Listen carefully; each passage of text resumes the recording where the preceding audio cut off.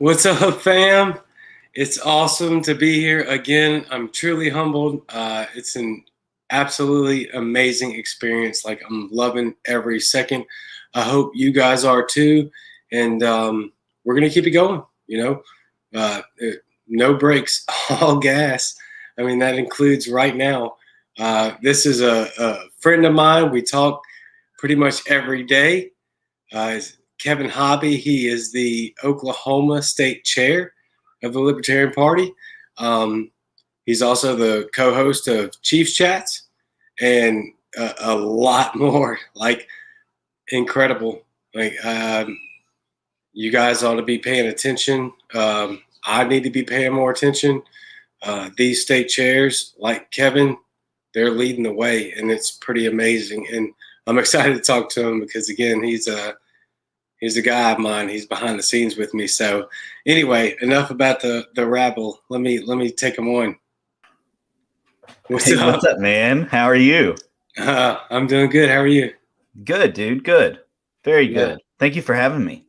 Of course. Thank you for all the work you do behind the scenes, all the work you're doing up front. Thank you for helping me out so much. You're an amazing guy, and I think you're leading a very forward path, and we all can benefit from the things you have to say. Well, I really appreciate it. Now you're making me nervous. I'm usually just the guy. I'm just here for looks, man. I'm not. Well, you are pretty. Yeah. Thank you. Yeah. No worries. You are. Mostly humble, though. Mostly humble. Mostly humble. Yeah. Yeah, that's right. So what's I gotta ask, because I'm very biased to my, not just biased, but just very used to my region. What's the weather like in Oklahoma right now? Tornadoes, rain, all that good stuff. It's pretty much the way it is. If we're not dealing with Joe Exotic, we're dealing with tornadoes. Yeah, it's funny. You guys get like major tornadoes over there. Yeah. So it's funny because the town that I'm from, the whole thing got leveled by a tornado like a couple of years after I graduated high school. Like all of it, the school, the everything. Yeah.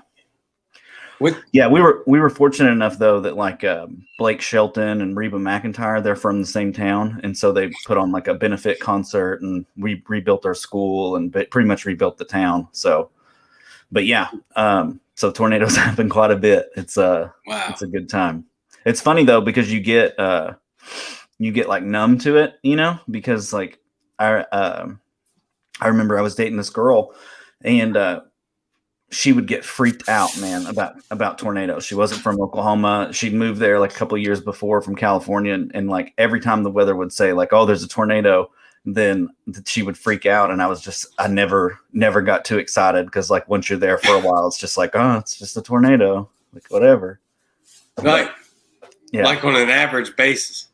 Yeah, all the time. Yeah, pretty much at springtime, you're gonna have tornadoes. So yeah, we've had a bunch. We've had a bunch here. But it's different here because we're more like covered with trees and stuff, and I don't know. You guys have a little bit more open plain, right? Parts of it do. Now, like where I'm from, the southeastern part, we have like mountains. They're just big hills, and lakes and trees and all that good stuff. But when you get into like the more western part of the state, it's very flat, a lot more prairie and stuff like that. So they get hit pretty hard. But yeah, I mean, trees, we've got quite a bit of trees in the area that I'm from. Oklahoma is weird because of where it's at in the nation. You kind of have everything there. We've got like desert, we've got like Little Sahara, which is kind of like the desert part. And then the southeastern part where I'm from is the mountains. And then when you get up further north, it's prairie, and it's just kind of everything, man. Yeah. We also had I can't remember what day it was, but sometime it was like 2 years ago. We had at the same time we had a blizzard in the Panhandle, a tornado in the central part, and then record heat in the southeastern part. Yeah. Awesome. So it's pretty wild. Yeah. That's fantastic. Yeah. So it keeps you on your toes. Yeah. I'd say. That's funny. I actually, for some reason, I don't know why, some of it has to do with college football. Some of it has to do with friends of mine. But even before that, it's kind of strange. I've always had some sort of affinity for Oklahoma, and I don't know why. But I think it grew as the friends grew and the people grew, and I don't know. It's just something like. I'll tell you what, though, and I know that I didn't plan this, and you know that. Yeah. I will say this, and I'm gonna make a bunch of it. There are a lot of people from Texas that watch this. I'm gonna make a lot of y'all kind of upset, and that's all right. I pretty much would rather Oklahoma, the Sooners, beat the Longhorns Any day. and vice versa. It's kind of a weird thing because Texas was so awesome for so long, but and they were uncompetable basically. Yeah. And so I do kind of root for y'all in that aspect. Anyway, that's way beside the point. Yeah, it's all good. What's funny is you'll have we got OSU and OU, Stillwater and Norman, and those are kind of right.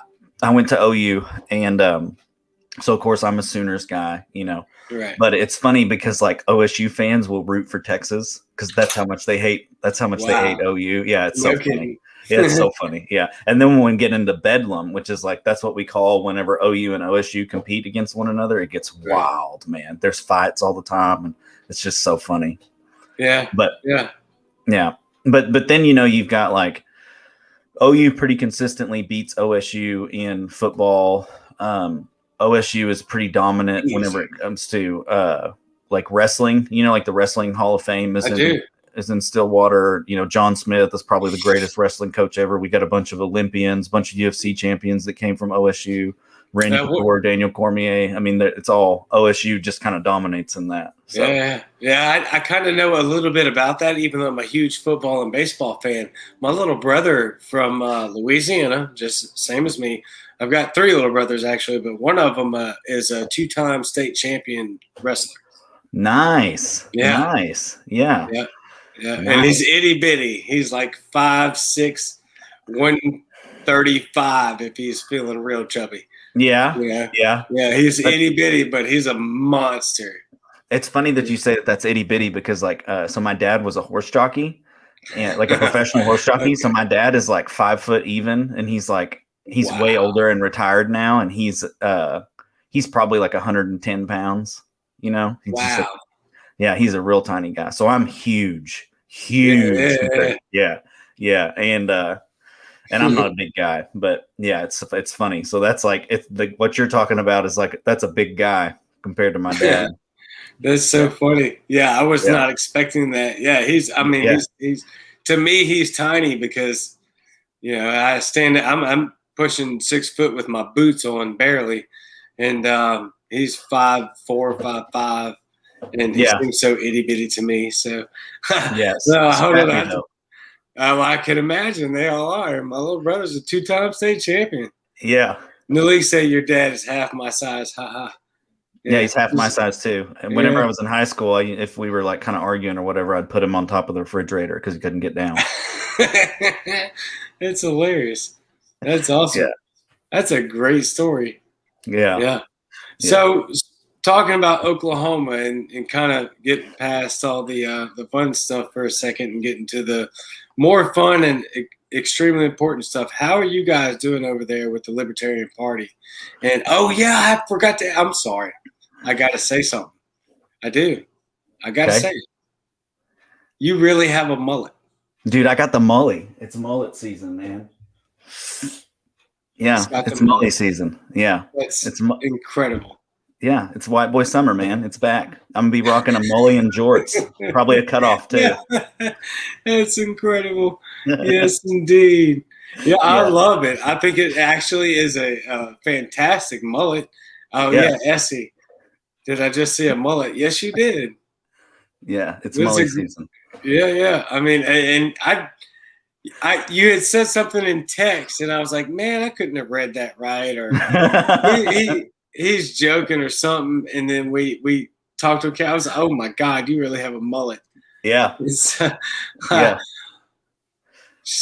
son wants a mullet so bad. You need to make that boy's dream come true. Yeah. It's the single greatest decision I've ever made. Yeah. That's funny. All right. She said, show it again. There you go. The mully. Yeah, the mully. It's mully season. Hanny says, fabulous hair.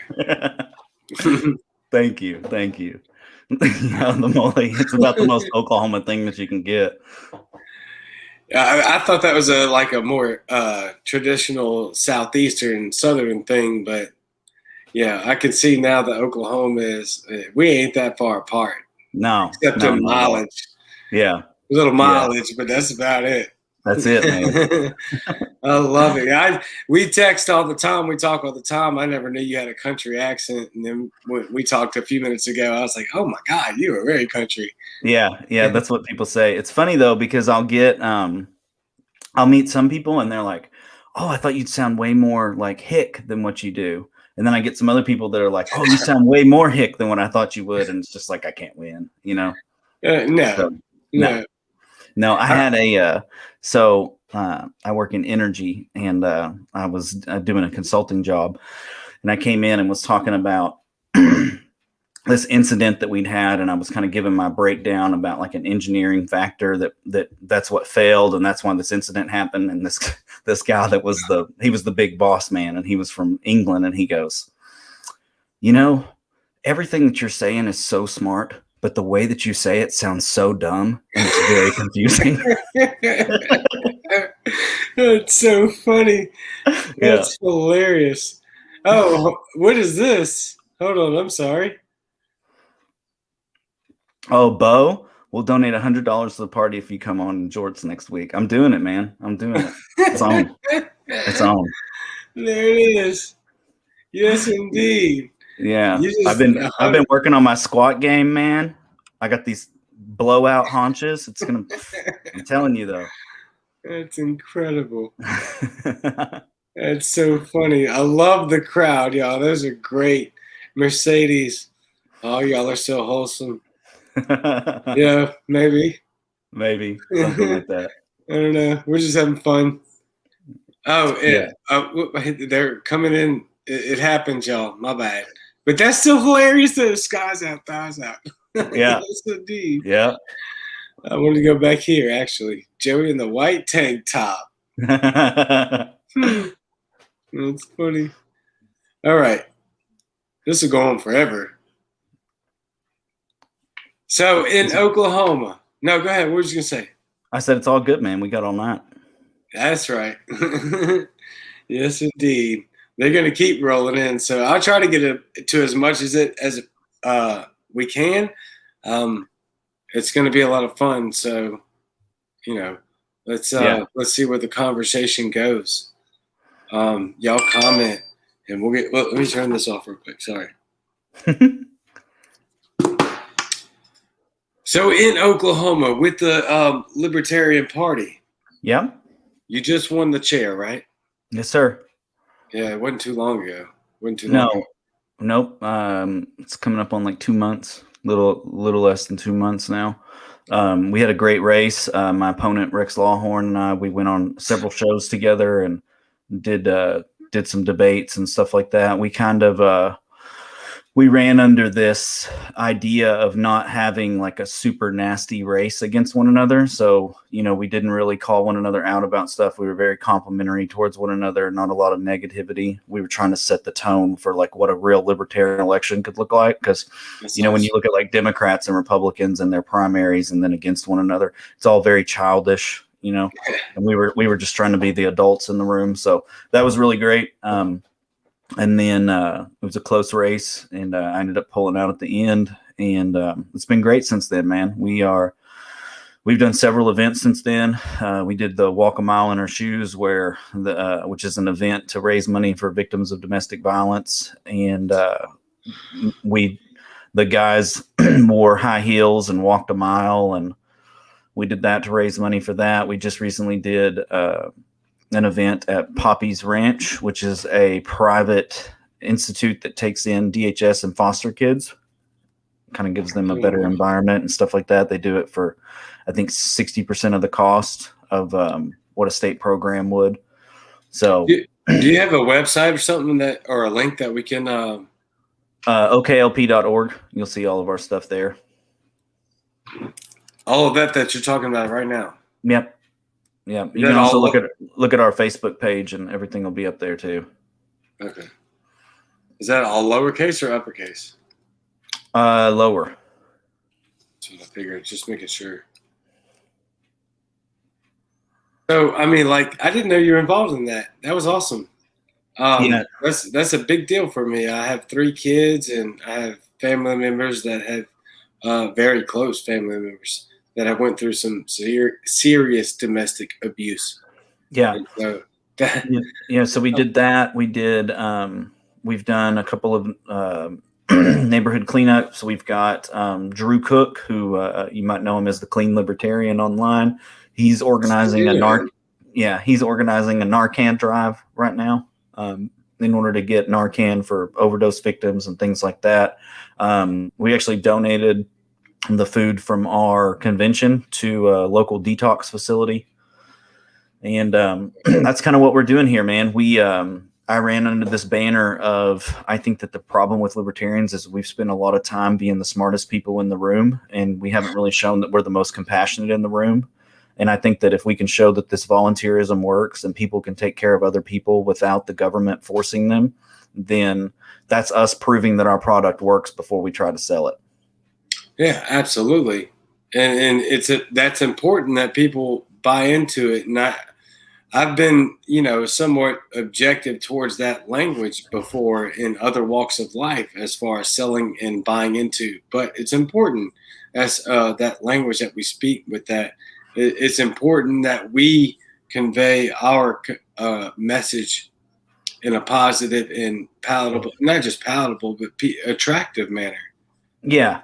Yeah. Well, not only just the message, but actually just getting out there and doing the work. And doing those things within our community and showing like the positive impact that we have. Because the other side of that is, man, like not a lot of people know, like libertarians, we think that we're big fish, but we're really not. Most people don't know that we exist. And the people that do know that we exist only know like Vermin Supreme, Joe Exotic, the Naked Guy at National, and things like that. So we've kind of got to change that image and let people know what we are. I can't tell you how many times I've had people ask me like, man, I didn't know you were a librarian. And I'm like, I don't know what you're talking about. And then it's just, you don't, people don't know who we are. And so we got to get out there and we got to spread that message because we believe that most of America is libertarian. They just don't know it. Yeah. And you can go ahead.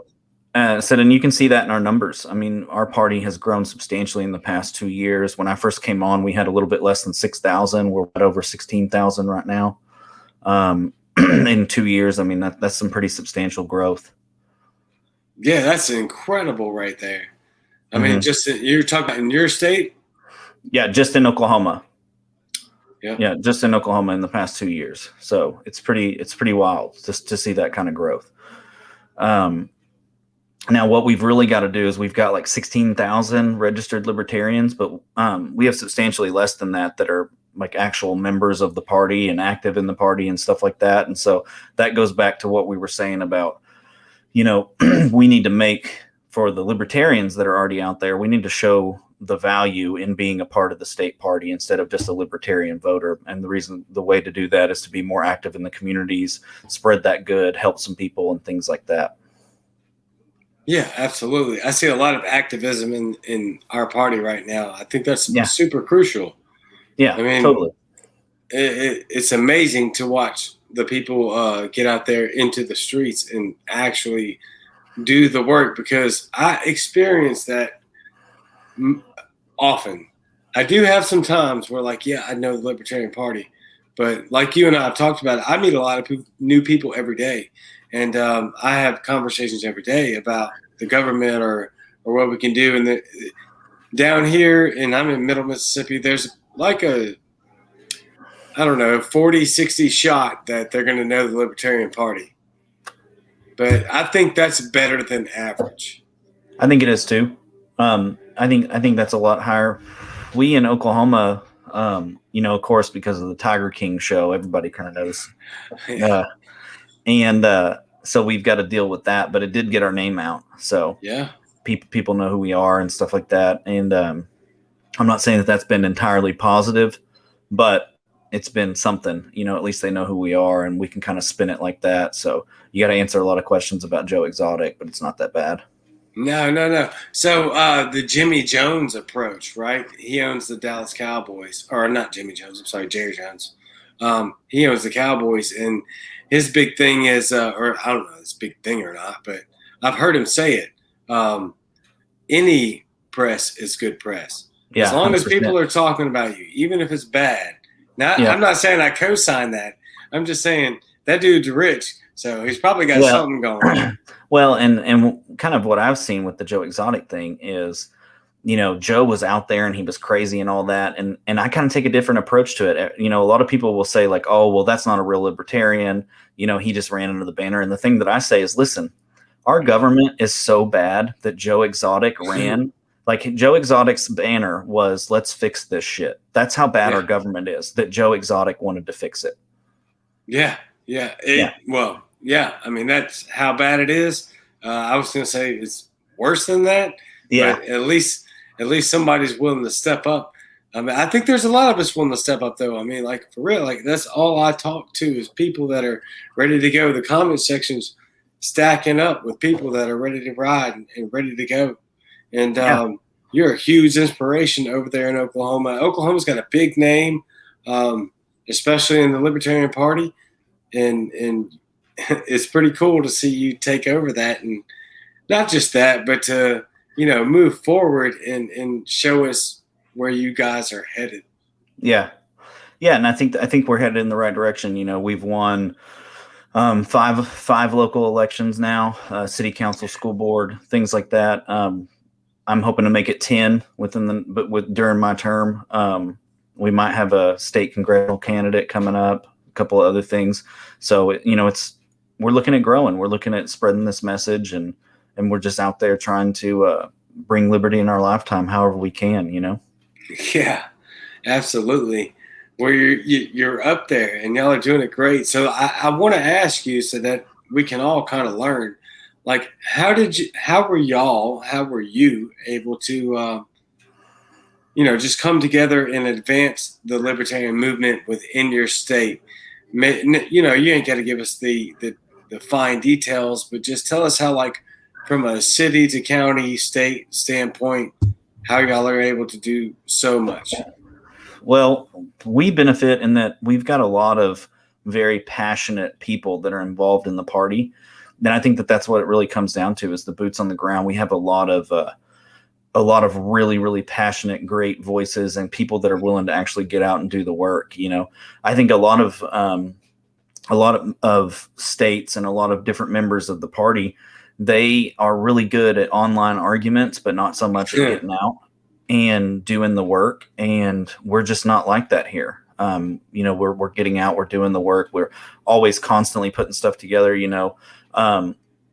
Will, which is one of our at-larges, he just recently, like yesterday, was texting me and was like, hey, we got this problem at the Oklahoma County Jail and they're mistreating inmates and all these other things. I'm thinking about doing a protest there. And I was like, yeah, man, do it. And then within like 10 minutes, he's got a Facebook event. He's already like co-sponsoring with another group, another criminal justice reform group. And, we've got 30, 40 people that are already going to show up for this within just a couple of hours. And so we really benefit from having active, passionate members. And that's really what it comes down to. This party is not successful because I'm the chair or because Chad was the chair before me or Aaron was the chair before him.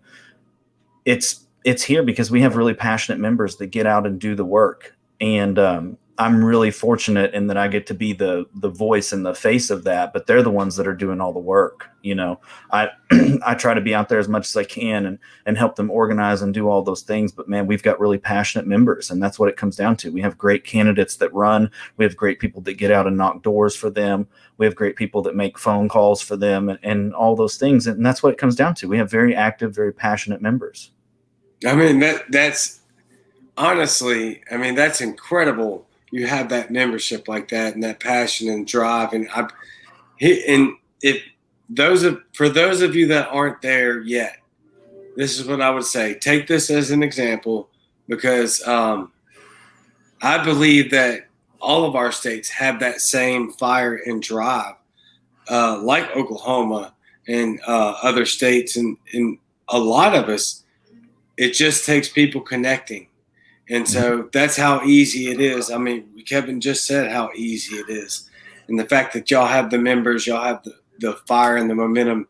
And what we can learn is that it doesn't take that much. Just one of y'all at a time join and get involved. I mean, Yeah, and I'll go back to my closing statement during the final debate for chair. I said, "Listen, guys, I'll leave you with a quote. It's by W. Clement Smith, and it says, 'Little hinges swing big doors.'"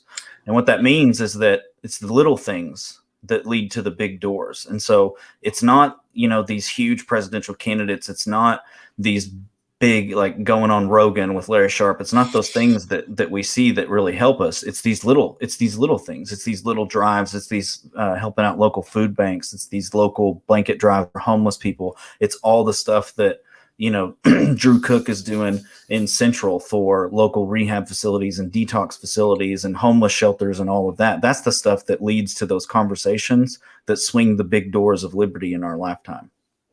I mean, that's awesome. Those are fantastic examples of how to lead the way, how to blaze the trail. I don't know, that term's been stuck on me for a while now. Trailblazing, clearing a path where it hasn't been cleared yet, and especially as far as the libertarian movement's concerned, we need the people, and every state is moving in the direction that you are. Some of us aren't as up to speed. I'm speaking to my state. I can't speak to anybody else's, but I'm hoping to catch the fire and push in that direction, same as you do. Yeah, I'm with you. I do too. You guys are welcome whenever you want. I've scaled right past Oklahoma, but I've never been there. Oh, she likes it. Little hinges swing big doors. Yes, indeed. So, yeah, I gotta ask, because I'm sure a lot of people would want to know and try to understand the feeling. But like you really just became the state chair. So, what's that responsibility like? What's that atmosphere in your mind like? Man, it is it is overwhelming at times. You kind of but what I've discovered is it's like everything else. Like, I remember immediately after they announced the second round of voting and I won, I was just like overwhelmed with this feeling of like, oh, like I got to do this now, like I've really got to do it. And within the first couple of days, you're getting all this data and you're getting all these people calling you, and you've got National calling you. You've got, JBH reached out, and Valerie Sarwark reached out, and all these people reached out, and they're like, hey, like, and it's just kind of overwhelming at first, but after a little bit, you get used to it, and it's like, hey, this is my role. And I've been CEO of my own company before. I've been an executive at other companies, and I kind of expected it to be like that, but it's really not, because what I'm here for is the chair. Like, I don't have a vote unless there's a tie. I'm the voice. I'm the person that makes the statements. I do all those things, but I'm the voice of the party. And so what is great about that is I have other people to draw on. I have a lot of people that support me and all of those things. But for the most part, we're very decentralized. We let the regions do what they want, as long as it's not something egregious. We let the counties do what they want, as long as it's not something egregious. And so while you're simultaneously responsible for a lot of this, in like a legal sense, Right. I don't feel that pressure, because we have such great people here. And I'm sure if I were in another state, where the people weren't as great and the affiliates weren't as great, and, we didn't have as much passionate people, it would be different. But here in Oklahoma, it's really great, because there are so many people that, like, I just don't have to second guess them, and there's nothing that I have to worry about with them. I know if they're doing something that's great. We got Bo. He's the one that commented earlier about the jorts. That dude is amazing. He's doing everything all the time, everywhere, and I don't have to second guess him. And so it's it's overwhelming sometimes, but I've really enjoyed it. And the reason why I've enjoyed it is because we have really great members in the OKLP. and I'm blessed because of that. Yeah, I mean that it really is a big difference. I definitely can feel that because of my personal team and just things coming together. I obviously I've been talking to a lot of people around the country about their state chairs and kind of a similar story, different path, but same thing. Like I just found good people and we went for it. Yeah. And it's just a good team and a good direction. And I think the message sells itself. We just have to be willing to tell it. Yeah, and that's what it is. And the LP Spike Cohen talks about this all the time. We really suffer from this hero syndrome, this savior syndrome, where we keep thinking like every couple of years we're going to get this Spike Cohen or this Justin Amash that's going to come in and totally change everything for the party. But what I've found with being in it is there's so many great people. There's so many superstars out there, and they're the ones that are actually doing the work, that are making the difference and all of that. And I'm just lucky that Oklahoma has so many of them, even my opponent, like Rex Lawhorn, we were opponents in the race. Rex is great, man. Like I talk to Rex all the time. He helps me out with stuff. Rex is he's better on the philosophy than me. He's better on a lot of the things than me. And it's great to have those people that you can kind of reach out to and ask questions and do that. Chad Williams, the former chair, he's always there to help me. I've got, the Libertarian Armed Bear Caucus is out of Oklahoma, and they're fantastic, and they help me with everything. Sharice Norton is the secretary, and she helps me with everything. Will's the one of the at-larges. He's doing everything. We got Jeff Fortune. We got Todd Hagopian. We've got all these superstars, and Caitlin Garcia, Fletcher. We've got. I can just go on and on and on and on. There's 50 people out there that are doing. That are just doing the work, man. And I'm sorry for anybody that I forgot, but right. I mean, we've got Chris Powell, who just won his re-election with 76% of the vote, which is insane for a libertarian. And, I'm just lucky. I'm lucky to have a state that's so passionate and fired up, and being the chair of this is pretty great, man. It's really great because they get to do all the work and I take all the credit. Yeah, that's how it goes in leadership. Yeah, I mean, and it's an awesome position to be in when you're winning. You know? And I think you will always win, or let me say it like this: we will always win when we have that attitude like that. I've tried to preach that for a while. I try to stay away from the word preach. Whatever. you guys know what I mean. I'm trying to spread that message that humility and that servitude and that willingness to just get out there and do whatever it is that you can. That stuff breeds success, and it's just right. Well, and success compounds success. Everybody wants to be at the finish line when they're winning. And right. So if you just have a couple of wins, it can radically change everything, and we've had a couple of wins. We overturned a decision that the Oklahoma bill that the Oklahoma City Council had come up with. It was an anti-panhandling bill that was basically there to, what they were trying to do was hide the fact that they have such a bad homeless problem, and we overturned it on a Supreme Court level, and it was ruled unconstitutional. We had that. We've had a couple of election wins. I mean, we've got a lot of things, positives going for the party, and it's really great, man. It's amazing. There's Bo. There's Bo. Yeah, that Bo. He's great, man. Bo, you should have him on. Bo is amazing. That guy's always surprising me.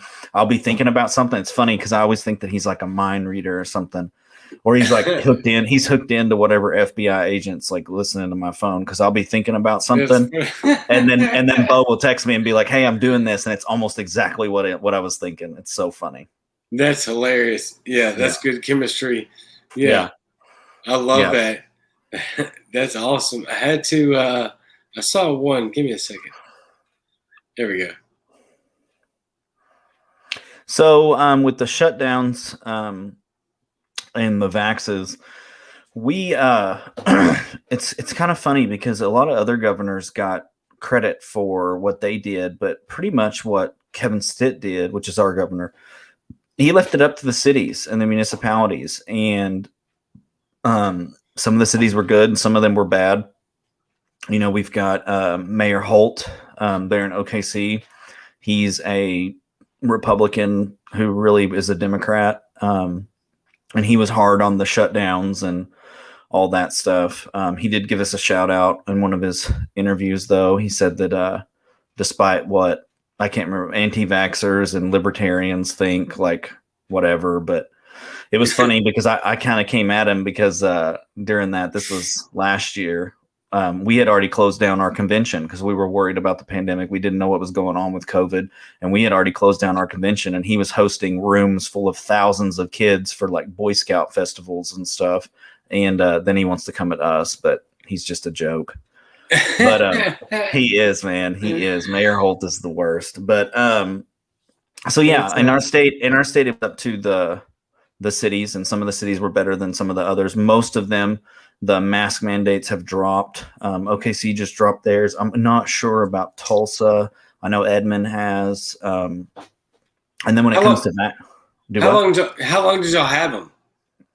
Like on a state average, you know, when did you start? What about the mandates too? I'm interested in that. Like the mask mandates, not just masks, but like in-store closures and restaurants being dine out only and stuff like that.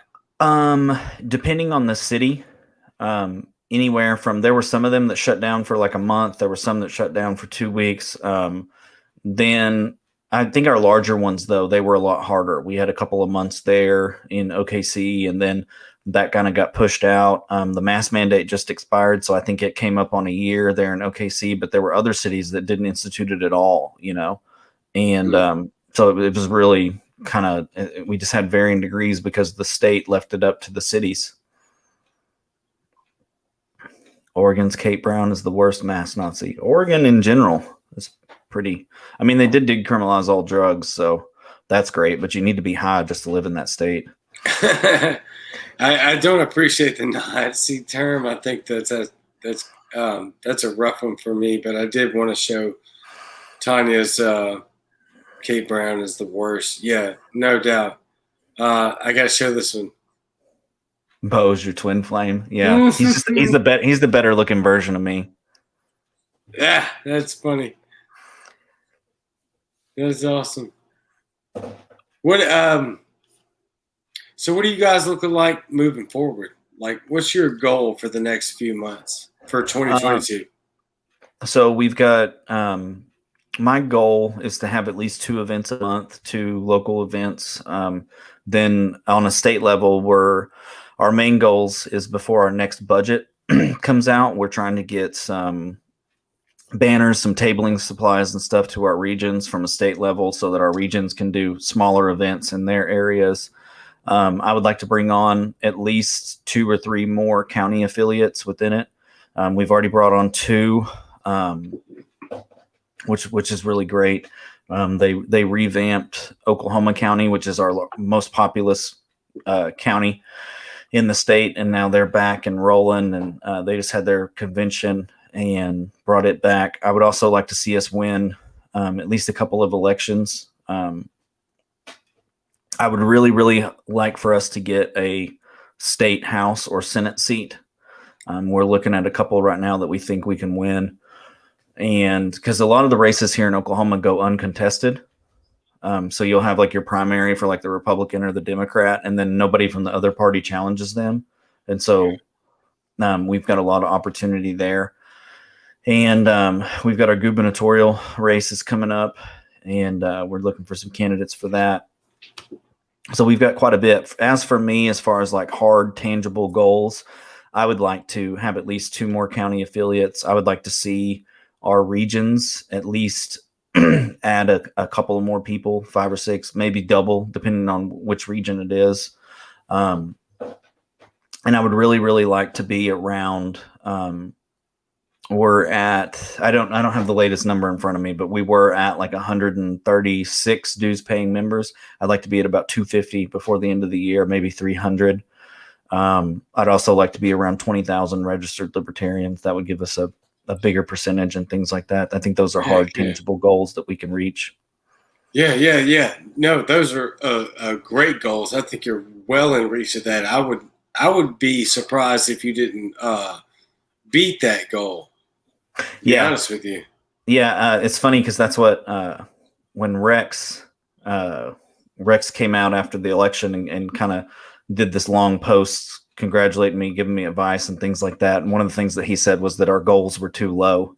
He thought that we were going to blow him out of the water. So yeah, it's great to have that confidence, but I like to set goals that we can achieve. We are going to we've got a family that is helping us out and going to donate an office. So we're going to have an actual office for the Oklahoma Libertarian Party, nice. Which doesn't sound like a big deal, but it's a pretty big deal. So yeah, those are the goals. Starting next week, I'll have a weekly show on all of our OKLP stuff, talking about events in Oklahoma and libertarian takes, and then kind of what we're doing. And I think that will really help spread the message of like, hey, this is what we're doing in the state, because that's one of the big things that we struggle with is like we're doing these things, but we're not getting the, people see posts on Facebook or whatever, and they may not really like realize that that's what we're doing, if that makes sense. Like they just kind of see it and they scroll by. And so I think that will really help with it. But yeah, so those are the goals. I'd like to do two events a month from the state level. Be it most of the festivals and stuff on a regional level. We're also going to, as soon as I can put together a team, we're going to compete in the OKC Memorial Marathon, it's like we're the only party that doesn't. 159 current. See Bo coming in. I figured that was important. Which means that we've added like 20 since the election. Since yours? Or since, wow. Incredible. Oh. Spread the word. No, that'll work. Yep. Didn't mean to hit that, but thank you, Tanya. Appreciate it. Spreading the word's the biggest thing, man. Yeah. It really is. Yeah. I mean, getting out there and just talking to the community every day. And I mean, like I find a lot of easy ways to strike up a conversation about how something is overtaxed or something is too intrusive from the government. You just gotta be willing to seek that out. And we've got to get one of the things that we're really working on is our messaging and how we put that out, because for the most part, most people in the party came from the right, they're former Republicans and stuff like that. So messaging to the Republicans is super easy for most of us, but I feel like we're missing out by not messaging to the left that understand economics. And so coming from the left, being a former Democrat, that's something that I'm really focusing on is more of that messaging to the left. We already have plenty of people that can message to the right, and things like that. And so I just really want to continue to message and show that, hey, like if you're a Republican that believes in fiscal responsibility and 2A, like, we're really the party for you, not the Republicans. If you're a Democrat that believes in progressive social issues, like, sorry, but the Democrats stole everything from us that we were doing 20 years ago. And so that messaging, we've really got to work on that in order to reach out to both sides and bring both of them in, because there are a lot of people that are Democrats or Republicans by default, and they don't really understand that the libertarians are closer to them. Yeah, I see that all the time. We got another lefty. Yeah. There's not many of us. No, it's a little bit rare. I say that, I don't know, honestly. I feel like that maybe, I hope it differs upon locale. For my area, it's very rare. It's pretty rare in Oklahoma, but because Oklahoma is so conservative, Yeah, same here. I'm in Mississippi. Yeah, and so it's pretty rare. There's not a lot of progressive Democrats or anything like that here. We're getting more as people are trying to escape California, but Yeah, yeah. So we're getting a little bit of that. But it's cool, man. We got a Costco. It's all right. That's nice. Yeah. We That's got awesome. Costco and Tesla. They're moving to OKC, so it's good. Tesla's moving? So we just got a Tesla dealership in OKC. It's going to be the first one, and they're adding a maintenance facility. And then they were going to build a giga plant, but they ended up doing it in Texas because they gave them more subsidies. Oklahoma wasn't really going to give them any subsidies because, you know. But I think that over the next couple of months, we'll probably see a little bit more of that. We've got a Costco. It's a distribution center and a customer service center that's being built in Moore. So that's a big deal. Rumor is we're getting an In-N-Out, which is that overrated burger joint from California. Yeah. I've been hearing that. Yeah. You know, I say that, but I said that for years and years, and then spent some time out in California last year, and it's actually really good. So. Oh, you like Cali? No, I like In-N-Out. I don't like California. Oh, great answer.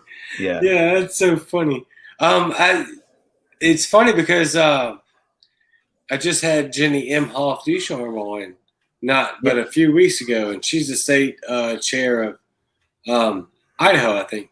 Yep. And she says that they have a massive influx of Californians. Mm-hmm. If I'm saying that right, California former residents. Yep, people trying to escape. They're doing a mass exodus out there. So you're feeling that impact.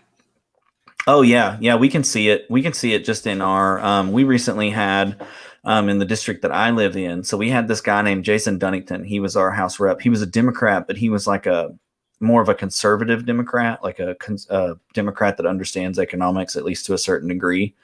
And he got absolutely obliterated in his primary by Miss Turner, who is, I believe that she's from Oklahoma originally, but she is an ultra progressive socialist. And you can see that influx, especially like in the area that I live in. You can see that influx of people from California and stuff as they're getting out and going to these more red states and all that good stuff. So we're definitely seeing that. We're definitely feeling that impact. The thing about it is, though, that their impact is not really as much in our state as it is others, because a lot of them will go to Texas, which is a little more blue, a little more purple than Oklahoma and stuff like that. It's a little bit more comfortable for them. But yeah, I mean, so we're seeing it. And we're seeing that change in our leadership because of it. But I don't think it's going to have as big of an impact just because Oklahoma is overwhelmingly ultra conservative. And we might see it over the next 20 years or something, but I'm hoping that the Libertarian Party is going to outpace the progressives. So. Yeah, we have that chance for real. And so I don't know where you stand on it. I know you're a little more left, and I'm a little more right. Depends on who you talk to. Yeah, I'm just basically not a real libertarian, no matter what. Ever. Who cares? Anyway, how do you see that working out as far as like your state being red? Is that something even though you were raised or you lean Democrat before?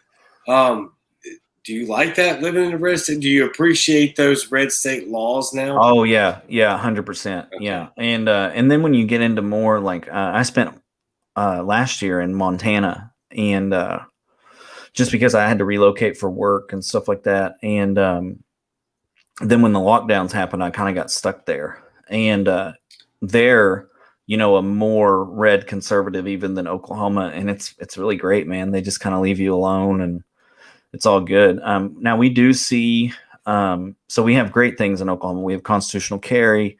We have, a lot more of those red laws that kind of benefit us. But at the same time, we have some ridiculous red laws. Like we just passed a bill that's going to rename this highway out in way west Oklahoma, where there's like 7 people, and they're going to rename the highway Donald Trump highway or something like that, because that's a real big focus for Oklahomans, is naming something after Trump. Is that? I'm sorry. Is that are tax dollars being spent on that? Oh yeah, 100%. Oh my God. Yeah. We also have, because, some of our more conservative, this is my favorite bill that we've got coming out, by the way. I love talking about it. Because, our leaders care so much about our people. We actually have a new bill that institutes a Bigfoot hunting season in Oklahoma, because they're tackling the big issues. Yeah. Yeah. Literally. Yes. Yeah. Literally tackling. And with pun. Yeah. And so we do see some of the ridiculousness that comes from it, but I appreciate it. I appreciate growing up in a red state. I appreciate, those more right-leaning laws and things like that. We're not as I feel like we have a lot of work to do when it comes to criminal justice reform. We incarcerate at one point, I don't think it's true anymore, but at one point we had a higher incarceration rate than any country in the world. The state of Oklahoma had a higher incarceration rate than any country in the world. We also incarcerate more women per capita than any other state. So we've got some major criminal justice reform that we're fighting right now, which is more difficult because we're like a thin blue line leaning state.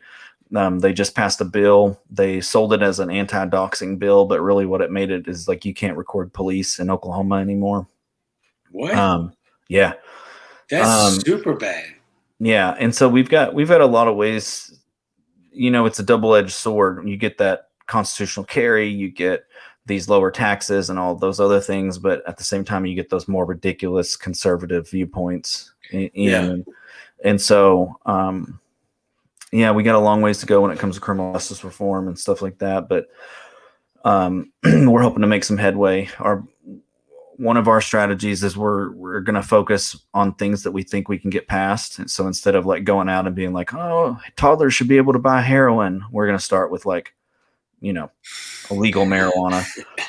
And instead of like going out and screaming taxation is theft and, all that good stuff, we're going to try and eliminate the state income tax.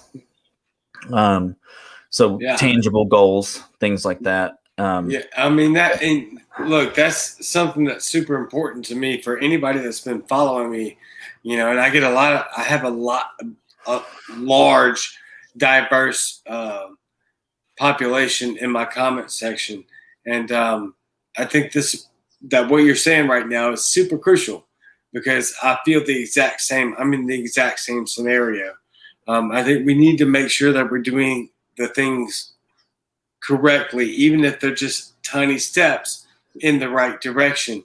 But I'm here in a red state in Mississippi. I have all the gun laws that I want, and we barely shut down, no masks. But at the same time, we're literally still fighting for cannabis medical. Yeah, you guys don't have medical. No. Oh man, yeah. See, we've got medical. We've got. I think if I remember correctly, we just passed California, and we're the largest seller and producer per capita. And somebody in the comment section will correct me on that if I'm wrong, but I'm fairly certain that we're number one.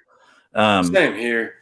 Yeah, and so we've got that. I think recreational is right around the corner. I think that probably within the next 3 to 4 years, we'll see decriminalization of psilocybin mushrooms and things like that.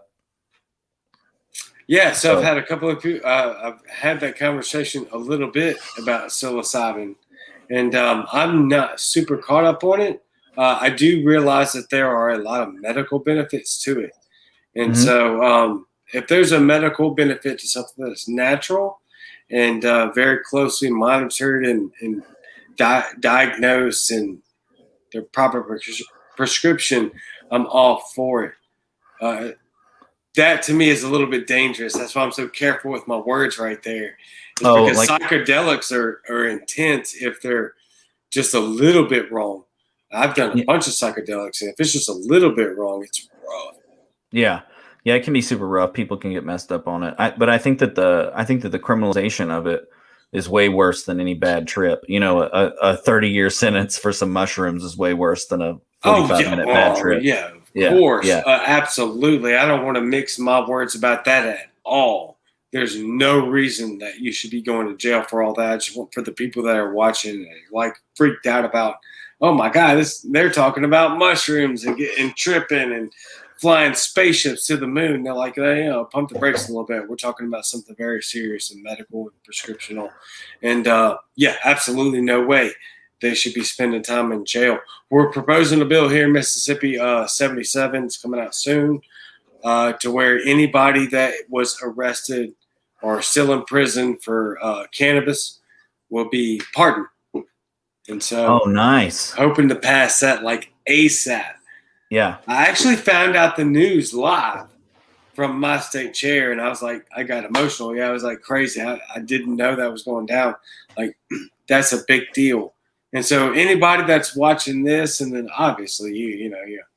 But if you can get something like that passed, if you don't already, that's a massive deal right there to get people.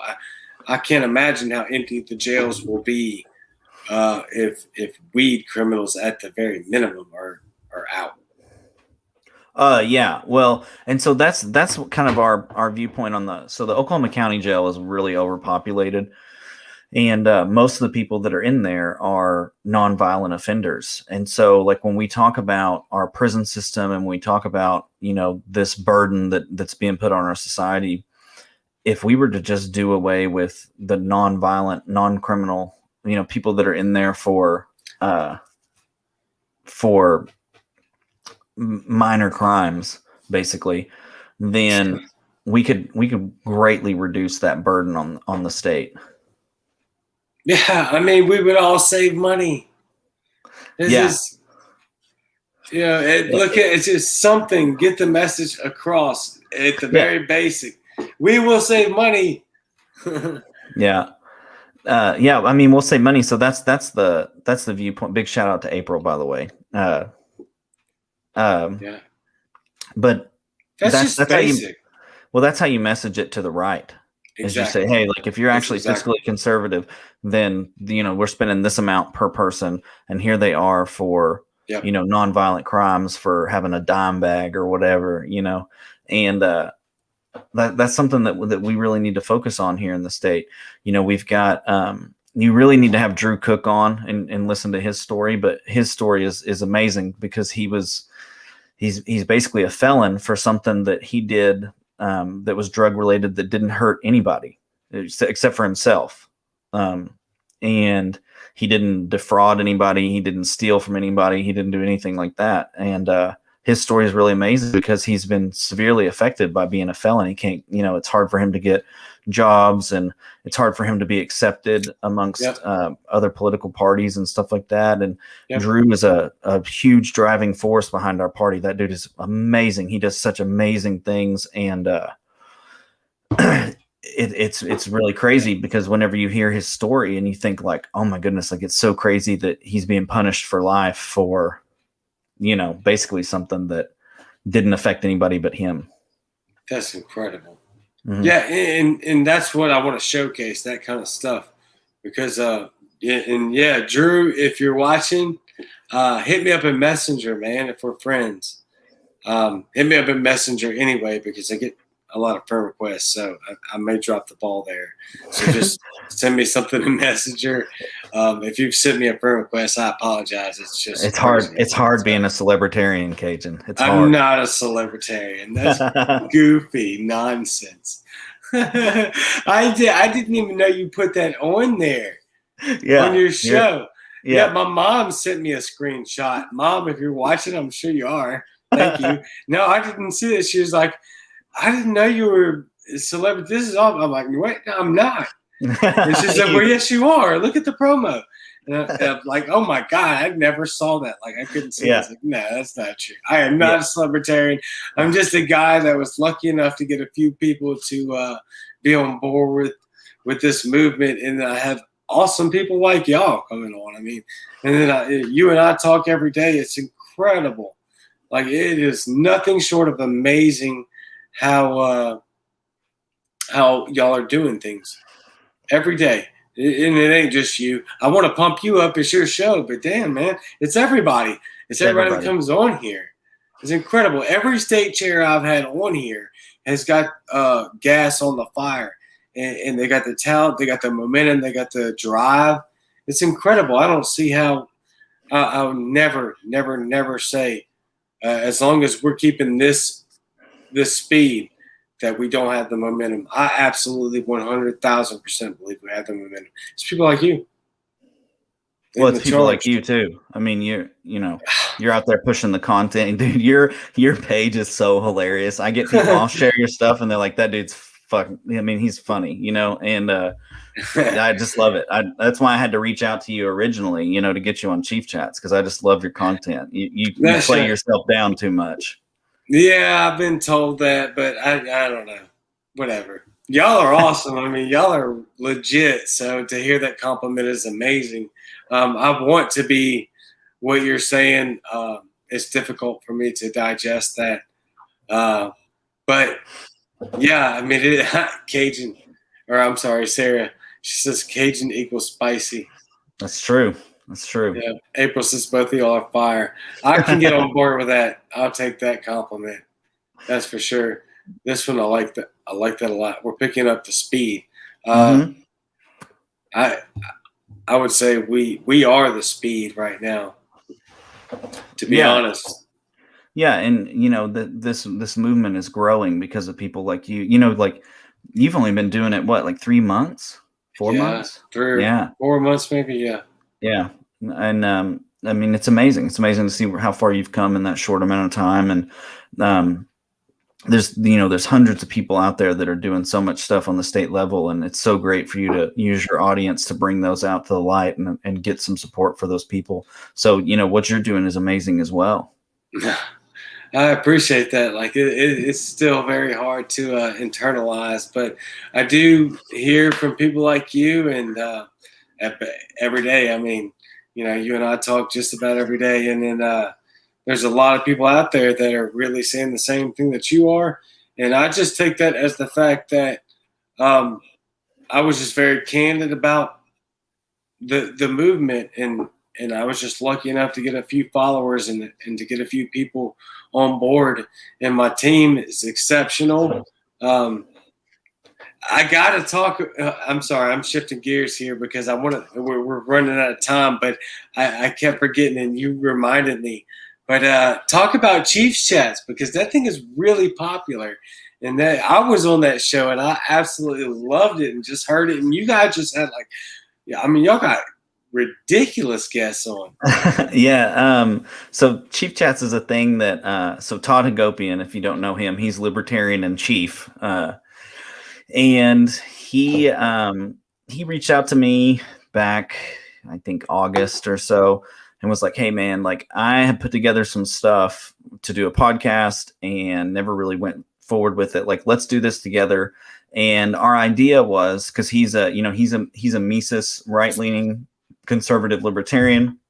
I'm a progressive left-leaning libertarian, and our idea was to have a show with both of us. And awesome. So you'd have that contradicting viewpoint.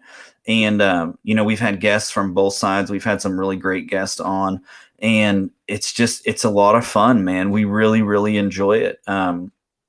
We've got, we've got a lot of momentum with that, and we really enjoy it. We are taking it live here in the next month or so, and I think that will help with some growth. But yeah, really, really nice. So yeah, it's great. We really enjoy it. We've got some great guests. We've got bigger, better guests coming up. Some that we're really excited about, and yeah, it's a really great time, man. And we've discussed some really important issues on there.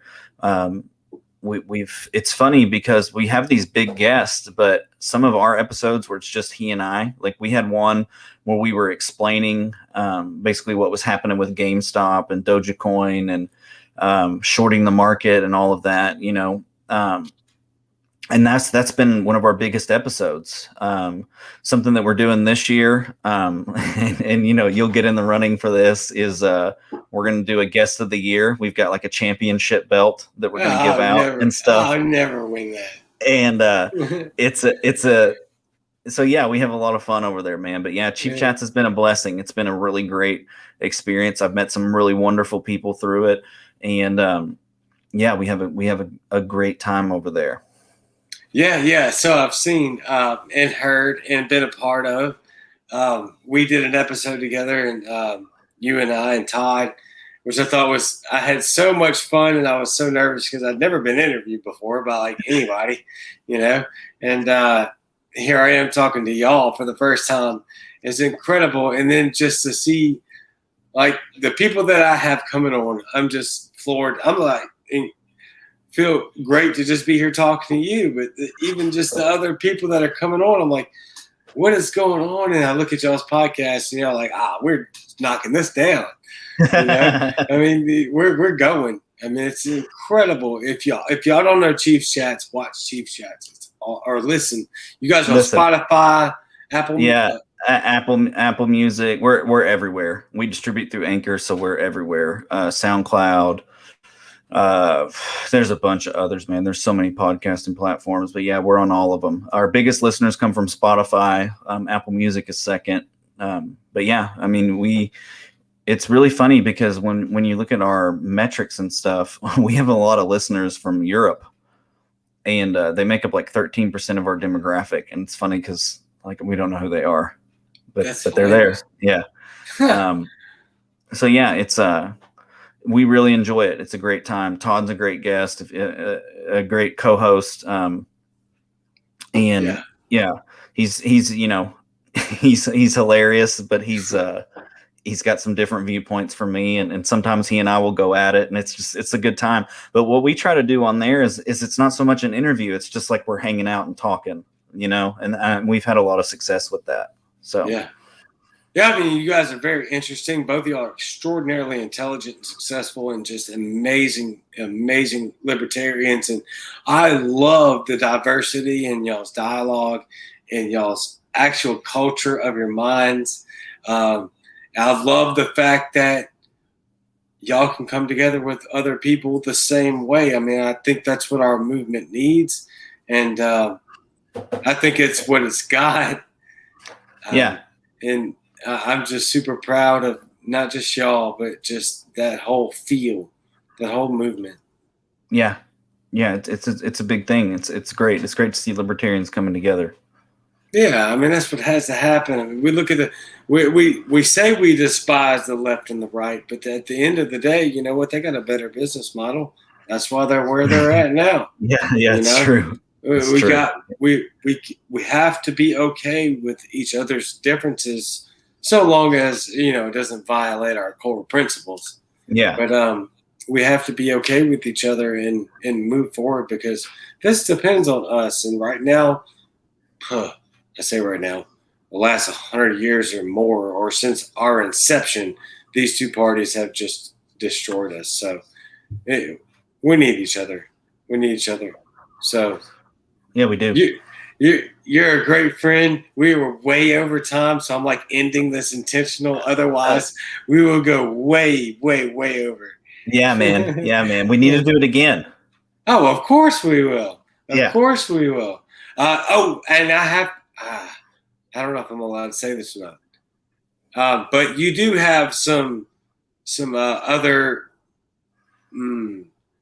ventures in the plans for. Yeah. So I've got Pull Up a Chair, which is going to be a weekly show where I go over stuff that's happening in Oklahoma. I've got Common Sense, which is going to be my separate podcast, separate from Chief Chats. The first little series that we're doing is going to be me and Hannah Cox discussing mental health, because we think that that's a big thing that doesn't get covered a lot, especially from people like her and I. We're going to cover high functioning anxiety, high functioning depression, and stuff like that from people that you wouldn't think suffer with those things. And I'm really excited about that. I think it's going to be a lot of fun. We're going to have Drew on. It's going to be a good time. Yeah. So I've got that. Got a couple other things that I'm working on. we'll see when those come to fruition. But right now, those are the two projects outside of Chief Chats and being the chair. Yeah. I mean, and you just absorbed the chair spot as we went over, and incredible. Your Chief Chats is absolutely remarkable. I was so impressed with our interview because I thought I did terrible, and you guys make it great. And then just your entrepreneurship and we talked about this, right? Like, I put visionary, just so y'all know, I'm the one that put visionary on there. Now you see why. He told me, is like, I don't know about that. And I said, if you want me to take it off, I will. But yeah, and I was right. I was absolutely right. You're a visionary, and it absolutely fits with the format of the leadership that we need moving forward. It's incredible. I'm super grateful to call you a friend. I cannot wait to have you on again. And hopefully I can get on maybe with y'all again. And I really want to talk about that mental health issue with you and Hannah, if that was possible, because that's a big deal to me. It's personal to me. I don't feel qualified to talk about it, but it's very, very important to me. So I think you guys are awesome. And I just cannot speak highly enough of not just you, but what your state party is doing, the movement you've already created, the impact that you've had on the country is just unparalleled. And it's incredible. I just feel honored to talk to people like you. And thank you.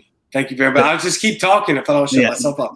Thank you so much, man. Thank you so much. Yeah. No, thank you so much, man. This has been incredible. And y'all stay tuned because we got the next 3 nights coming up. But I will have Kevin on back very, very, very, very soon to make sure that we cover everything that we're going to need to follow up on here tonight. And it's just been incredible. Man, thank you very much. I'll talk to you again real soon. Yeah, thanks, man. All right, bye. Bye. All right. Thank y'all. I know that ran a little long, but I told you that's my guy. We already have a personal relationship, so it's easy for us to conversate and just be real about our experiences and our emotions and our feelings and how we honestly feel about the party moving forward. And I don't believe that just about tonight. I believe that about every night. I think a lot of our state chairs, as you can obviously well see, are just extraordinarily talented. They're extraordinarily intelligent, and they have their foot on the gas. They're personable. They have everything that they need to push the movement forward. And that's what I want to translate is we have the same thing. And I say we because I've just been doing this for like 30 seconds. So, this is us together. We have the momentum. I'm not going to stop saying it because I believe it. So I'll be back tomorrow night. I'll drop the promo. Let's see, 9:45. Yeah, I'll drop it tonight as soon as me and Kevin get off. I'm going to talk to my guy behind the scenes real quick because that dude's awesome. I love y'all very much. I love this movement. I love my audience, whatever we want to call this. Don't forget to support me. You can do $5 a month, $10 a month. Neither one will get you anything except for some help on my end in buying more equipment and better equipment and helping people out. So you know where to find me on PayPal. You know where to find me on Instagram, Twitter, my Facebook page, my Facebook profile. It's all Cajun Libertarian or the Cajun Libertarian. So, I like doing the plugs, but we got to do them. And I love you very much. Hour 15, incredible. I will see y'all tomorrow night.